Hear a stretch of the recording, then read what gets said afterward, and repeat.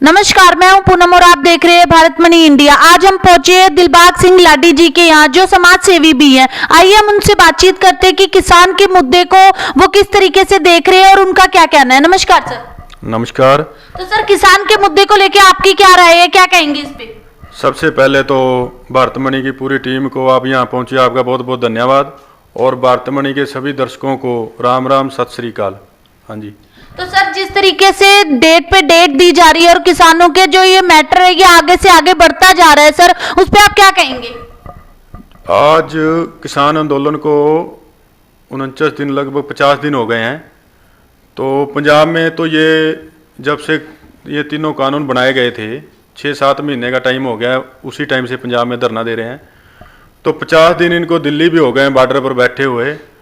तो सरकार के साथ किसान संगठनों की 7-8 वार्ता हो चुकी हैं, तो अभी तक कोई हल नहीं निकला। तो सरकार इनको आगे तारीख दे देती है, जैसे अब इनको फिर 15 तारीख देती है। तो मैंने ये सुना है भी किसान संगठन इस तारीख का विरोध कर सकते हैं कि जब कोई हल नहीं निकल रहा, बुलाते हैं और वार्ता करते हैं तो हल कोई निकलता नहीं। किसान अड़े हुए हैं अपने तीनों बिलों को रद्द करवाने के लिए। तो सर, ये जो 3 बिल हैं जो किसान द्वारा लगातार मांग यही की जा रही है कि इन्हें रद्द करना चाहिए, पर जो सरकार है वो उसका उल्ट फायदा ही बताती जा रही है कि इसके ये फायदे हैं, ये फायदे हैं। उन्हें तो इसमें कहीं खामियां ही नहीं दिख रही हैं। तो सर, उस पर आप क्या कहेंगे? ऐसे है, जो सरकार है वो कह रही है ये बिल किसान हितैषी है, और जो जिनके लिए बिल बनाया गया है वो कह रहे हैं ये किसान विरोधी है। तो सरकार उसमें ये कह रही है कि ये जो किसान यहाँ बैठे हैं इनको विपक्ष ने बहकाया हुआ है।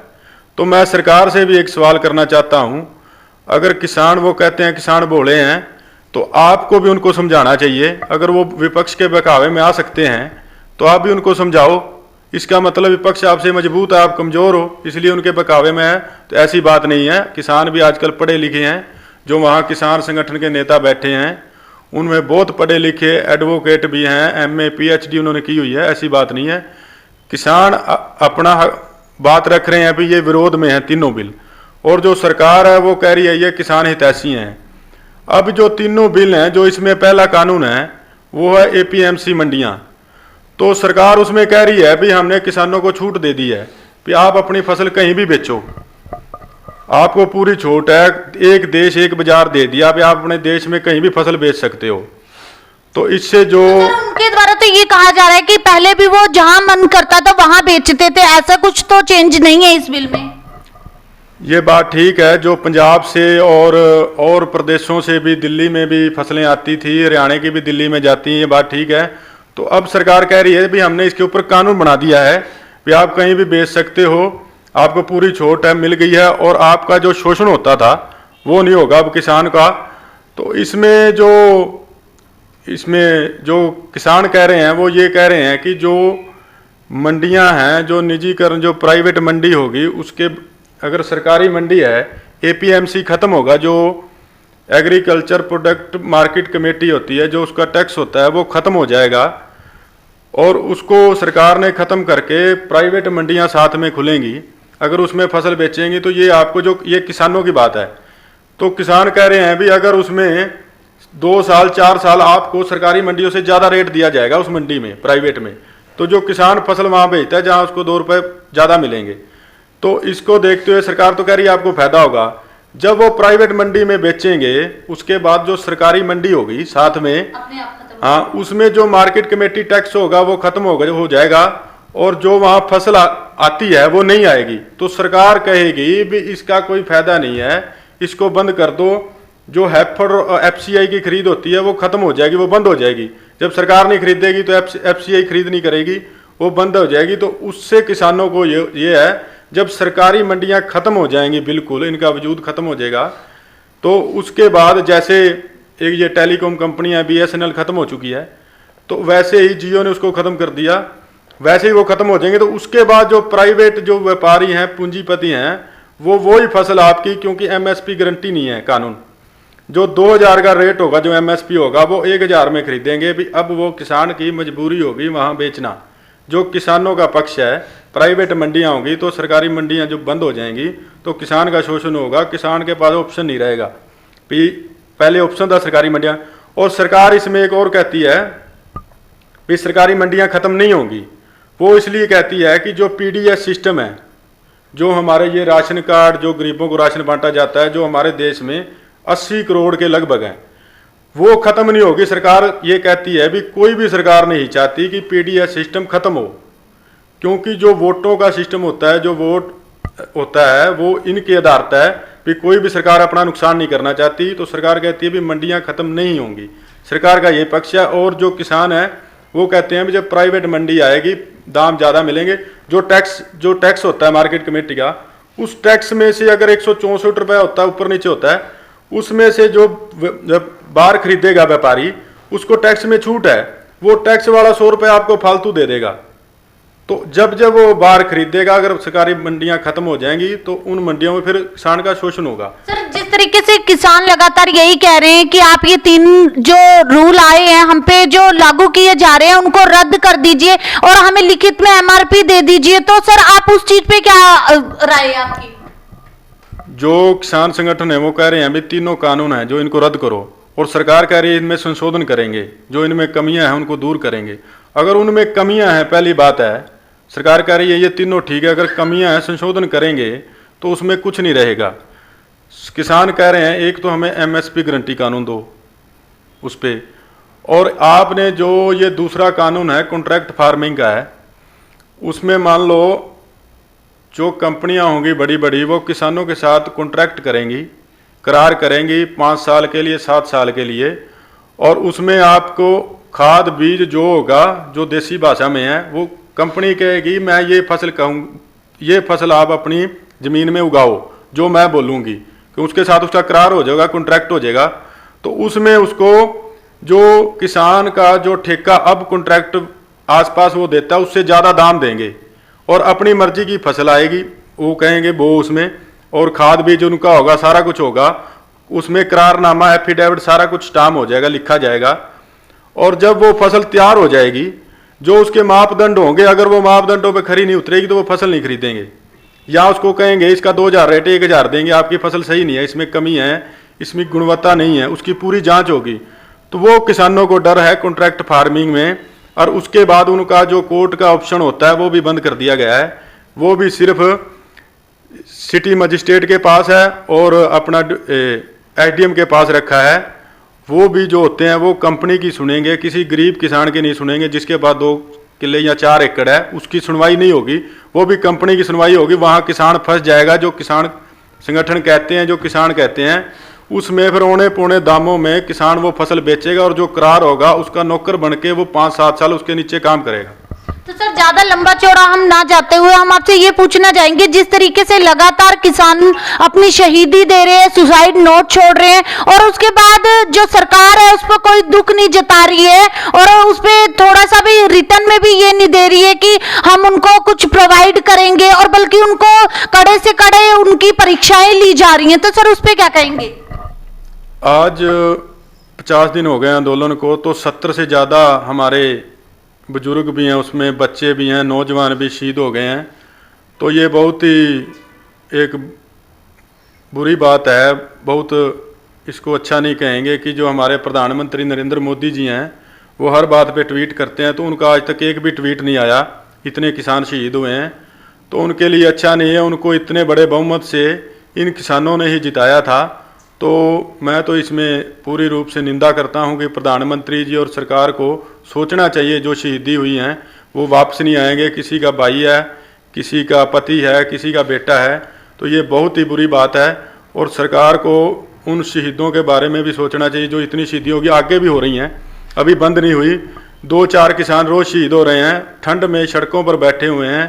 तो ये बहुत ही एक राजा के लिए अच्छी बात नहीं है कि अपनी प्रजा के लिए इतना, ये एक मोदी जी को हठ और अपना अहंकार उसको छोड़ना चाहिए, और उनको सोचना चाहिए किसी प्रजा ने मुझे यहाँ तक बिठाया है, ये बिठा सकते हैं तो उतार भी सकते हैं। सर जिस तरीके से किसानों द्वारा चीजों का बाइकाट किया जा रहा है, आपके नजरिए में ये चीजें कैसी हैं? मतलब ठीक है, आप भी नहीं मानते हो? देखो ऐसे है, जो पूंजीपति कॉरपोरेट घराने हैं, किसानों को ये लग रहा है कि ये हमारी जो ये तीनों बिल बनाए गए हैं ये इनके फायदे के लिए हैं, तो उनके जो प्रोडक्ट वगैरह जो चले हुए हैं, जो बाज़ारों में आजकल चल रहा है, तो वो किसान उनके ऊपर अपना गुस्सा आक्रोश निकाल रहे हैं। आज किसानों में आक्रोश है, तो जहां वो जोर लगा सकते, क्रोध निकाल सकते हैं, वहीं सीधा अंबानी अडानी से तो लड़ नहीं सकते।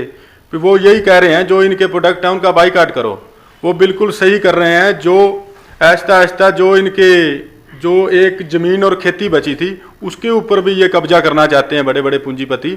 तो जो ये बाइकाट हो रहा है, जो रिलायंस पंप और जो हो रहे हैं, वो बिल्कुल सही है। इनके प्रोडक्टों का बाइकाट होना चाहिए। इनको भी पता लगे भी गरीब जनता को कैसे तंग किया जाता है। सर 26 तारीख को किसानों की आर पार की लड़ाई है, ट्रैक्टर रैली निकालने जा रहे हैं, उस पर सर क्या कहेंगे? 26 तारीख को मैं तो यही कहना चाहता हूं कि इस आंदोलन को 50 दिन हो गए हैं चले हुए, तो आज तक ये शांतिपूर्ण तरीके से चला हुआ है। इसकी सफलता का एक ही कारण है कि इतने लंबे समय तक अगर कोई आंदोलन चला है तो इसका एक ही कारण है शांतिपूर्ण। तो 26 तारीख को भी यही है कि शांतिपूर्ण तरीके से ही हो।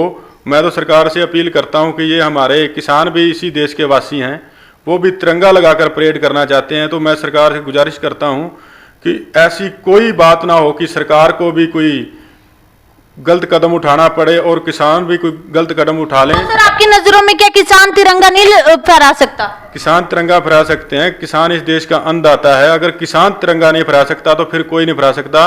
हमारे देश में जय जवान और जय किसान का नारा लगाया जाता है। तो किसान भी 26 जनवरी को जवान परेड करते हैं, तो जवानों के साथ किसानों को भी परेड करने का मौका मिलना चाहिए। ये हमारे इतिहास में विश्व में पहली बार होगा कि जवानों के साथ किसानों ने परेड की है। तो सर मैं आखिरी क्वेश्चन ये बोलना चाहूंगी कि आप मोदी जी को क्या कहना चाहेंगे 2 शब्दों में? मैं तो यही कहना चाहता हूं कि ये जो आप हट करके बैठे हैं, अगर ये कानून सही हैं, किसानों से खुद आकर बातचीत करें अपने नुमाइंदों को भेजने की बजाय कि ये कानून आपके हित में है। अगर समझा सकते हैं तो ठीक है, अगर नहीं समझा सकते तो इन तीनों कानूनों को रद्द कर देना चाहिए। और जो एक तीसरा कानून है जो रह गया था, जो आवश्यक वस्तु अधिनियम के तहत 1955 में बनाया गया था, उससे पहले कालाबाजारी होती थी, भंडारण होता था, तो 1955 में इसे एक्ट बना दिया गया था। उस एक्ट को भी इन्होंने संशोधन कर दिया है। और तीसरा कानून ये है जो अपने औने पौने दामों से खरीद के जो बड़े बड़े कोल्ड स्टोर बने हुए हैं उसमें ये उसको जमा करेंगे और उस राशन को बाद में बेचेंगे। कालाबाजारी होगी, 5 साल 7 साल तक उनमें रह सकता है। सरकार कहती है हमारे पास उसको जमा रखने के प्रोडक्ट वो नहीं है, तो अनाज खराब होता है, इसलिए हमने बनाए हैं। तो वो जब जमा हो जाएगा वो बाज़ारों में बेचेंगे। आज तो ये किसान की लड़ाई नहीं है, एक आड़ती की लड़ाई नहीं है। जो गरीब मजदूर है उसको भी ये 5-7 साल में पता लगेगा कि ये कानून सबके खिलाफ है। क्यों? कल को अगर वो भंडारण करेंगे तो वो जो राशन है वहाँ भंडार किया होगा, इन्हीं गरीब मजदूरों को महंगे दामों पर बेचा जाएगा। तो सर आप लास्ट में यही पूछना चाहूंगे, आप किसके सपोर्ट में हैं?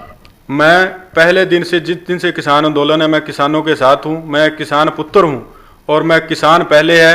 कोई भी पार्टी हो, कोई भी कुछ हो, पार्टियां बाद में हैं। और मैं विपक्ष को भी एक बात कहना चाहता हूँ, जो विपक्षी पार्टियां आज अब किसानों के कंधे पर धरकर चला रही हैं। 2004 में MS स्वामीनाथन की रिपोर्ट लागू हुई थी, एक राष्ट्रीय किसान आयोग का गठन किया गया था। उन्होंने 5 रिपोर्ट संसद में उस टाइम की सरकार को सौंपी थी, जो 2006 से लेकर 2014 तक संसद में पड़ी रही। कांग्रेस की सरकार थी, इन्होंने स्वामीनाथन की रिपोर्ट लागू नहीं की। तो जो आज ये किसानों की हिमायती बनी हुई है, सबसे ज़्यादा 56 साल कांग्रेस ने राज किया है। तो उस टाइम से किसानों का शोषण होता आ रहा है। और जो अब रही कसर थी इस सरकार ने निकाल दी है। किसानों की कोई भी हितैषी सरकार नहीं है, सभी के सभी किसानों के द्वारा शोषण करते हैं। तो जिस तरीके से सर लगातार लोगों का विश्वास उठ गया है, किसी भी पार्टी पे वो ट्रस्ट नहीं करना चाहते, उस पर सर क्या कहेंगे? किसानों का शुरू से शोषण होता आया है। जो पार्टी विपक्ष में होती है वो तो कहती है भी मैं किसानों के साथ हूँ, जब वही पार्टी पक्ष में आती है तो वो किसानों के खिलाफ हो जाती है। ये तीनों बिल कांग्रेस के 2014 के घोषणा पत्र में हैं। राहुल गांधी जी और अमरिंदर सिंह को राहुल गांधी जी ने कहा था खुद कि ये जो कॉन्ट्रैक्ट फार्मिंग है ये आपके पंजाब से शुरू की जाएगी। उस टाइम क्यों, पंजाब एक बॉर्डर है तो वहाँ से शुरू की जाएगी। अगर ये आज कह रहे हैं किसानों के हितैषी हैं, जिस दिन ये कानून संसद में पास हुए, विपक्ष के जितने भी MP हैं, राज्यसभा सांसद हैं, उस टाइम उन्होंने उसका विरोध क्यों नहीं किया? उसी टाइम उनको इस्तीफे देने चाहिए थे कि ये कानून इसके किसानों के खिलाफ हैं। अब वो राजनीतिक रोटियां सेक रहे हैं। किसानों की कोई भी हितैषी नहीं है सरकार, विपक्ष में आने के बाद इनके हितैषी बनते हैं। तो यहाँ पर आप देख सकते हैं जो लाडी जी हैं वो पूरा का पूरा किसान का समर्थन कर रहे हैं। इस न्यूज को जितना हो सके आप शेयर कीजिए और हमारे लाइव सब्सक्राइब कीजिए। धन्यवाद।